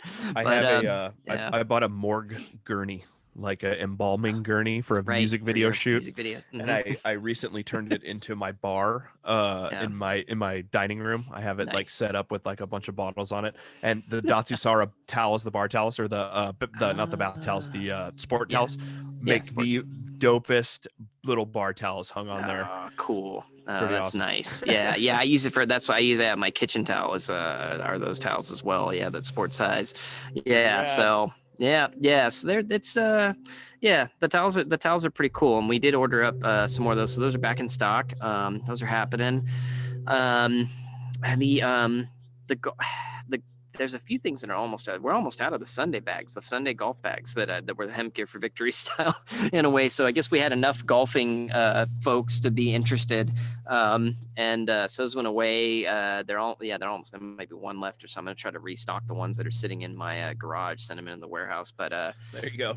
Yeah. But yeah, those are moving. And chances are that I don't know if I'm going to bring that product back to Datsusara or if I'm going to stretch that out to my new theoretical company, which may or may not be launching this year. We'll see. Ooh. Can you give any more information than that? Or yes. So yeah, that's I am. Drop that in there subtly, like you did with the minivan. I know. I'm like, well, I knew we need to talk about it because it's a thing. So yeah, I've got the new podcast that I actually. I recently got a minivan. Episodes. Right, minivan, golfing. Yeah, completely fucking goobered out, except that I'm still a weird rebel, strange person in my tastes and other things. But so much of my tastes, I guess, not in my sports anymore. Yeah, so there's just a lot of things that I've been wanting to do, especially if I go. Hi, Astrid. It's my dog barking at me. Especially in my more golf-related products that I didn't want to just start shoving a bunch of golf stuff into Datsusara and have everybody go, what is going on? I kind of miss building up a small company, and I wanted to just get Datsusara kind of focused on Datsusara style stuff that we're kind of known for, the more tactical, the more strong semi-modern mixed with hemp thing that we had going on, and I want to keep with that and keep mostly focused on fight gear or things like maybe the disc. Why is my dog is barking at me? I have no idea why. She's trying to alert you. What's going on, baby? Aster, what's up? Is it dinner time? Oh, she knows we have steak. It's on the counter. She wants her grass-fed pastured steak. Jesus, I want her grass-fed pastured steak. Yeah. Oh my God. I just found some top sirloins that are pastured that are so much cheaper than like the New Yorks and everything else. So I'm like, hey, wait a second, $5 for like a first full serving of top sirloin pastured steak? Yes, please. So That's anyway, amazing. hey, sweetheart, please be quiet. I don't know why she's getting mad at me, but she's been out here too long. She doesn't want to. She wants me to come back in. But anyway, so yes, I am. Blotto. I'm like just trying to destroy me. I don't know what.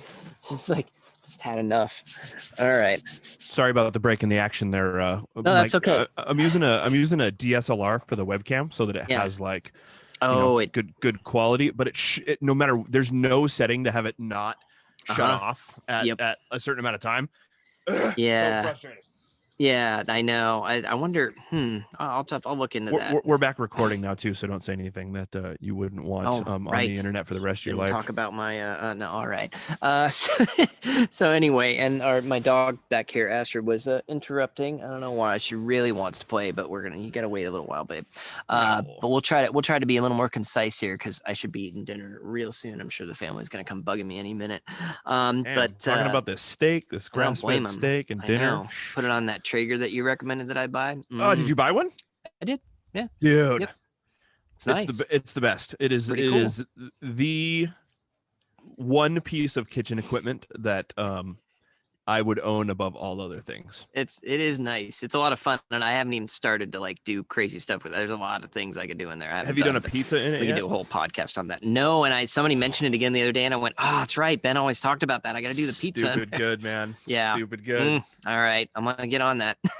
But so basically, being that I'm now ridiculously obsessed with golf, and we can get into that in a whole nother podcast as to why and everything else. Actually, you know what, in the Radio Odell podcast that I have coming up, and my little new podcast, I'll get into that a lot for people who are like, why, what is the EC in this? But there's a lot of things that I didn't want to just shove into Datsusara, so this is going to probably be kind of, Datsusara will be sort of a parent company, I think, to what it will probably be called Odell Sports and Leisure, with my more loungy sort of lifestyle that I've been enjoying lately. Chris is a man of leisure. Yeah, trying to, I like to be, prepared for things, but also enjoy. Yeah, I'm trying to cultivate more leisureliness in my life, along with the gratitude and other things. So yeah, there's just a lot of stuff that I want to do. I also realize, especially in the golf world, it's tough having a name like Datsusara. I love, for me, what it means and the history of it and everything we got going. But in some ways, it's also become like an old tattoo where it's hard to explain to everybody. And I've had it for so long, but especially if it's older people, even people are, heck, Rogan couldn't pronounce it properly the first, Man, there's been a lot of people throughout the years that I've heard them say it like during an event or as a sponsor, and I'm just like, not how you say it. Yeah, and it's tough. I mean, I can't blame them if you haven't heard it before, or you're not familiar with Japanese pronunciations. I guess I was too much of a geek to think it would be a problem at the time. And see, it's a real tough name to remember. So there's a lot of things with it where I just went, you know what, rather than try to water down Datsusara and bring and drag this into here and then make it like this weird sort of fight gear and golf gear company, I don't know. I thought it would be too much. So thought I'd build up a new, smaller company and throw some other things over there, like, just probably more apparel and more things that aren't necessarily tactical military style. Are you staying hemp centric? Yes, and I do want to still say hemp centric, because that's one thing that isn't really around in the golf community or other general things like that. It's just hemp's still lacking there. Nobody's done that yet. Sure. So I'm hoping I can do for that community what I did for the fight gear community. Especially with golf in particular, obviously you have functional gear like bags and clubs and balls and tees and that kind of stuff. Sure. But apparel, right? Apparel is huge in the golf industry. It is, and it's almost all just plastic stuff, and again, it's all just like poly and nylon and whatever, and that's what everybody, sports performance moisture wicking, which is just such a bunch of nonsense, because I have a ton of vintage polos that were all cotton, and I have other and button-up shirts that are all just cotton. And recently Patagonia did finally start putting out a few hemp products. So I have a hemp cotton blend button-up shirt that they did that performs just fine. It's very hot where I am sometimes. I sweat just like anybody else, and I feel comfortable in it. It's fine. I don't need to be covered in polyester, threads to somehow. Sounds like there's a lot of innovation to be had in the golf game with hemp. There absolutely is. So it's a bigger market to kind of go after, but it'll be really fun for me because it'll be just like in the old days of doing Datsusara. And that, I mean, I love to golf. I love to go places to golf. So actually this one will get me out, like actually out there, maybe peddling things and going to pro shops and talking to people and all that. So I need something like that to get me kind of, just a re-energizing of that. And I think actually it'll help a lot with Datsusara too, because a lot of the products, I may be researching, okay, can I make better underwear again? And that may still translate over to the stuff we use over at Datsusara. It's probably going to be very similar. It'll just be one hand washes branding. the other, I assume. Yes, absolutely. So it's actually great. It'll work really well and should help benefit both companies. And also for some of the folks that I know that have been big fans of ours for as long as we've been around, some of them want a little more of a low key or a different colored bag or gear. Maybe they want some button up shirts or something, which I don't think most of the Datsusara crew fans care about too much, but there are some folks that would like that, something a little different style. So I plan on keeping the same level of quality. We're still going to use hemp, but it may just be some things will be a little more key or a little bit more on the loungy, comfortable side, as opposed to being more like, okay, functional preparedness and looking cool and modern kind of side that we sort of do now to some extent. Sure. So yeah, we'll see. And if it totally fails, maybe I'll just say, or if I may just get, the paperwork alone might drive me crazy, and I'll just say, screw it, we're going to put a bunch more stuff into Datsusara and have a whole separate golf section, but probably not. So we'll see. But yeah, stay tuned on that, everybody. So that'll probably be around, and we'll kind of refer to each other's, each company will refer over to the other like a sister company or whatnot. Excellent. So yeah, could be fun.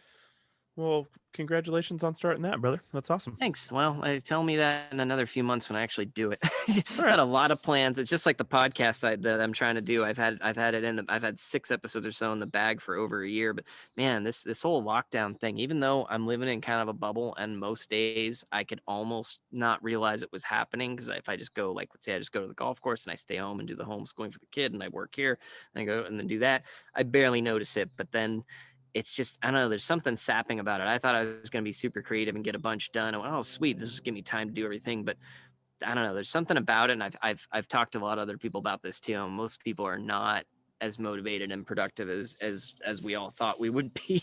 So some people are pulling it off, but yeah, I'm struggling with it personally. So in some aspects, it feels like it's like the perfect opportunity to be creative, right? Like you should be. Some of the distraction is shut out in the world. Yeah. And some days I feel like that's the case, where I feel like everything's on pause and now I have time to catch up. Right. And then there's other days where I'm just like, let me out. Yeah. Like, this is just, it's just a drain. It is. It's a drain. And I felt like, it's a drain, and it felt like almost like we're in a holding pattern forever, and it just never goes away. And then there's some level of humanity and goodness and connection that's sort of been lost that I didn't realize was kind of a motivating factor for me before, but apparently it is. And for real. Yeah, so it's tough. I mean, I got a few friends that manage, like Kira the Dawn, the video DJ slash I don't know what would you really call him? The meaning wave artist. I don't know. He's awesome. Anyway, he does like 2 live streams a day on YouTube that are like 2 hours each, just pumping out music and awesome inspirational stuff. And it's fantastic. I don't know how the hell he does it, but he does. I wonder if like with the revamping of the Datsusara podcast, I wonder if this would have even come to fruition had there not been the lockdown, right? Like maybe there would have been 100 other distractions to deal with. And I don't know. Quite possible. So yeah, I feel like it's getting a little better. Like the last couple months, I felt like I'm kind of getting around to things, but then again, it started to warm up a little more here too, which I shouldn't even get to say that with you on them. That for me, that means lucky you. It's back to 70 degrees during the day instead of the horrible 63 degrees that it was and sunny for so long. So although it does get awfully cold here at night. In fact, in the time that I've been talking to you, it went from about, I think 70 to, it feels like it's probably about 16 by now, maybe lower. Keep fucking yapping, Odell. Cold. Keep yapping. Yeah. Yeah. One reason I moved back, extremely nice weather. It turns out I'm a big weather wimp, and even when it's just slightly chilly regularly or cloudy a lot, I get depressed as hell no matter how much vitamin B I take. I can't quite see it, but I bet it's freaking cold. It doesn't want to expose properly. What do you got there? 45. Whew. Yeah, we get down to freezing it in the middle of the night, but then it comes right back up, and it's almost always sunny. 90% chance of rain by 6 p.m. From now until June. And that's where I'm at. So the moral of the story is I'm getting adopted by the Odell family. So you guys might not see me for a while. I'm going to eat grass-fed steak and that's right.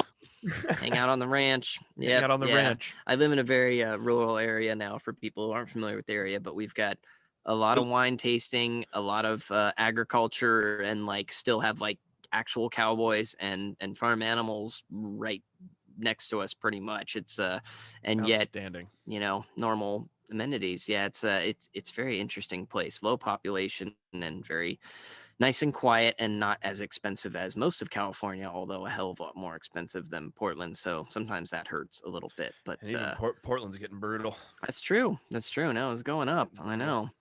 Yeah, so it's everywhere, but yep. So well, my brother, what else do you got for the people? Gosh, I don't know. Oh, that was the other thing. Yeah. So I am trying to find a way to get more in touch with the fans again, because I do miss talking to people and I miss being a little more involved. I feel like I've been too cut off from that. But part of it's because I just got so disgusted with Facebook that I said, forget it. And I killed my personal account on there. Probably healthier for the mind anyway that way. It really is. It sucks because I want to stay in touch with people, but I don't want to be at a computer. I've gotten to this point where I really resent all the time spent at sitting staring at a computer. I can't stand emails. It's all that stuff's driving me crazy. I want to be out seeing people in person, doing things physically and away from a monitor, unless I'm sitting down to watch a movie or play a video game or something. That's fine. But I am sitting there doing work on via email and I don't know. It's not really sucks. And spending time on social media, I found was just not doing anything really great, except staying in touch with some people and getting feedback straight from our customers and stuff. Now I still get some emails forwarded to me and here and there, and I do check in now and then. I can give the audience your phone number right now if you really want to stay in touch with just people. Throw it right out there. I am almost tempted to start using so I would love suggestions from people somehow, even if they post and you'll have to relay it to me if they post on Facebook or whatnot.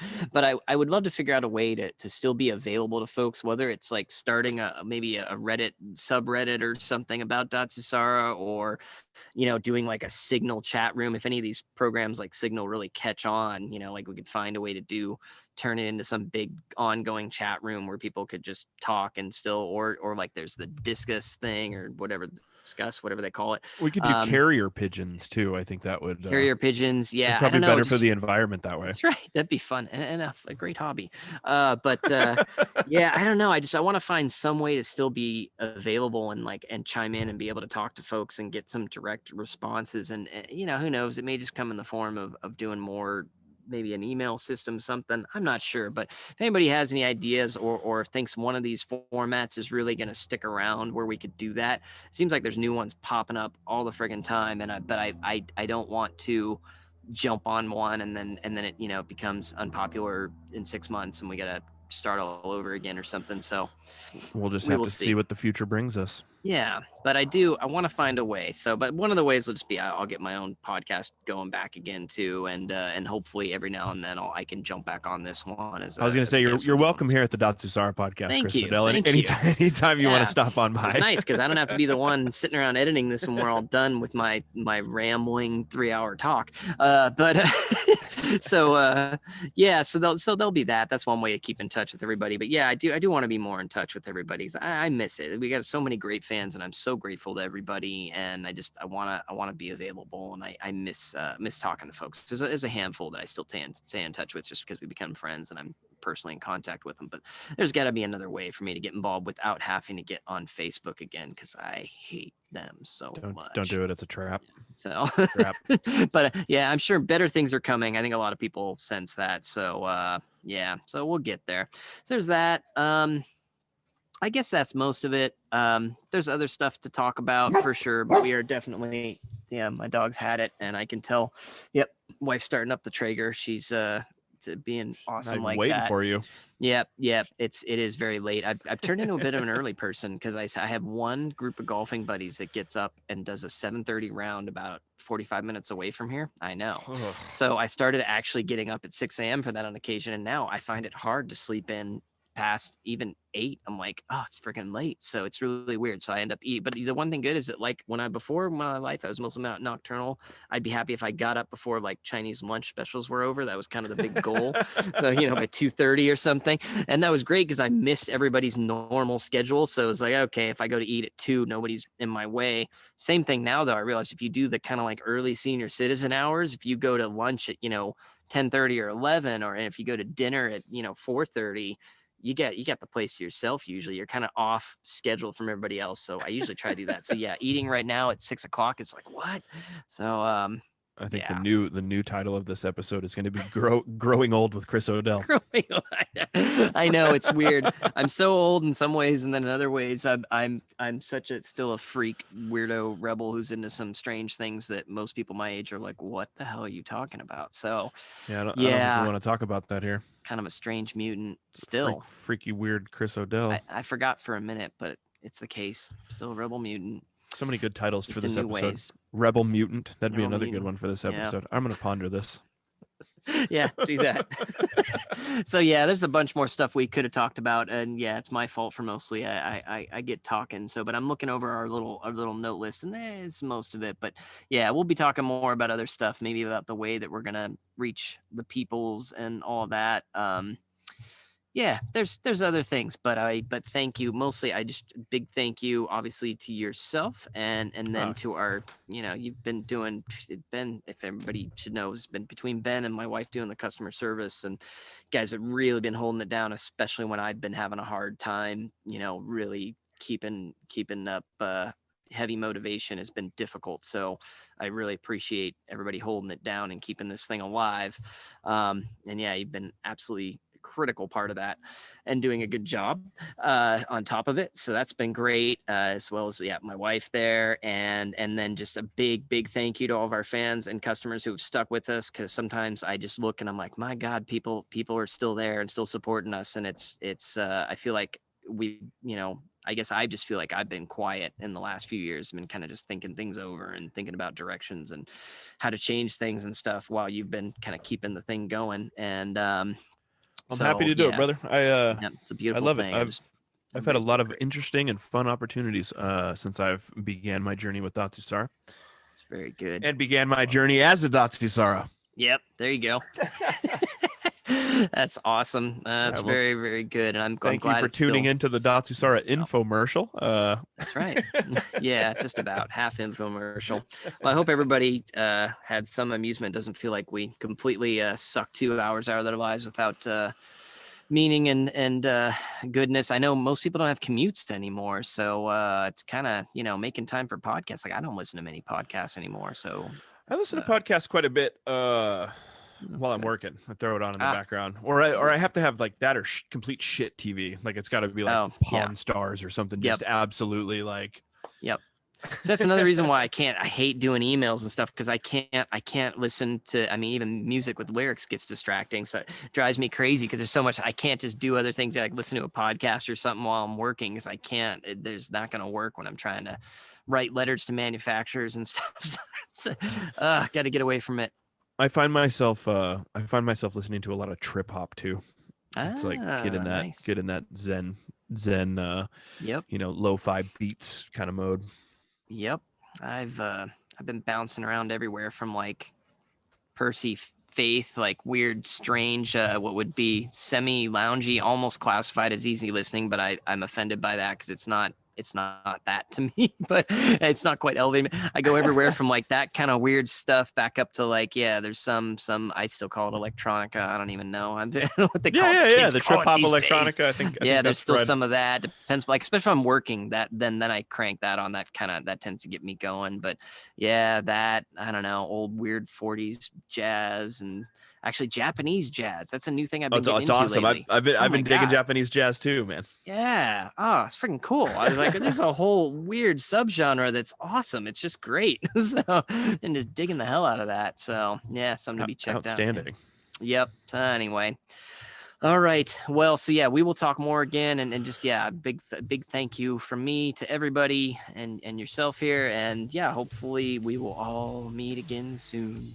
All right, Chris Odell, my friend, my brother, I love you. We'll have you back again. This was fun. All right. Thank you.